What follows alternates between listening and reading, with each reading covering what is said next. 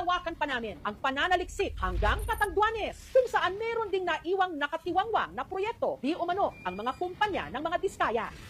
Hindi lang isa, hindi lang dalawa, kundi 3 school buildings. Different parts of the plan.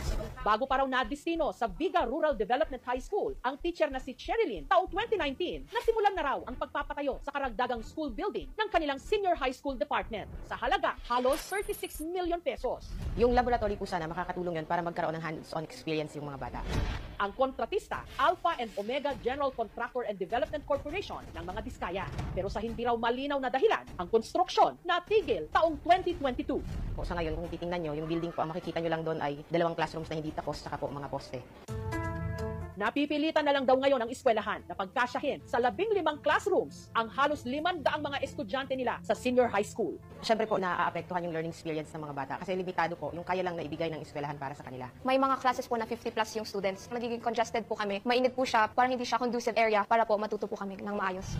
20 minutong mula sa Viga, ang Bagamanok Rural Development High School, kung saan nakapanlulumo ang sitwasyon ng mga estudyante at mga guro dahil kulang na kulang ang classrooms. Ang ilang klase ginagawa sa building na naiwang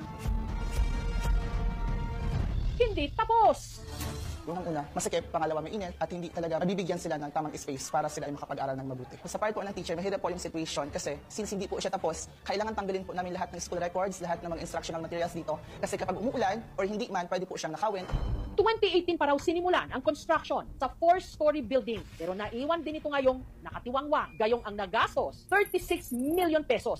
Sabi sa amin ng aming principal, ang taas niyan pwede natin gamiting venue bilang ballroom or activity room. So excited po talaga ang lahat. Yun nga lang, gumuhong parang bula, hindi naman kasi natuloy. Kakagalit. Kasi basic necessity na dapat binibigyan ng gobyerno ang classroom sana, na hindi na pangyari. Particular na yung mga bata, ang siyang nagdurusa. Wala naman akong choice para mag-aral kahit ganito yung paaralan namin para lang makapagtapos. Sa bayan ng Higmoto, dito pa rin sa Catanduanes, agaw pansin din ang nakatiwangwa na 4-story building ng Higmoto Rural Development High School. Halos 36 million pesos din ang halaga ng proyektong ito na sinimulan noong 2018. Ang kontratista, parehong kumpanya ng mga diskaya. Malaking epekto rin po kasi kung natapos po yan na building na yan, malaking tulong sa kakulangan ng classroom. Yung mga bakal, pinakalawang na at yung hollow blocks ay malambot na. Yung hagdan, may mga halaman na, tumubo na. Yung mga gamit ng school, dito na nakalagay. Marami na talagang lumot siya. Sana po, mapagpatuloy na ang pag-construct. Mabigyan sana po ng budget para matapos na po siya. Mapakinabangan po ng mga estudyante po namin. Hiningi namin ang panig ng mga diskaya tungkol sa mga proyekto nila sa Binyan, Laguna, sa Santa Maria, Bulacan, at sa ilang mga bayan ng Catanduanes. Pero tumanggi munang magbigay ng anumang pahayag ang kanilang kampo.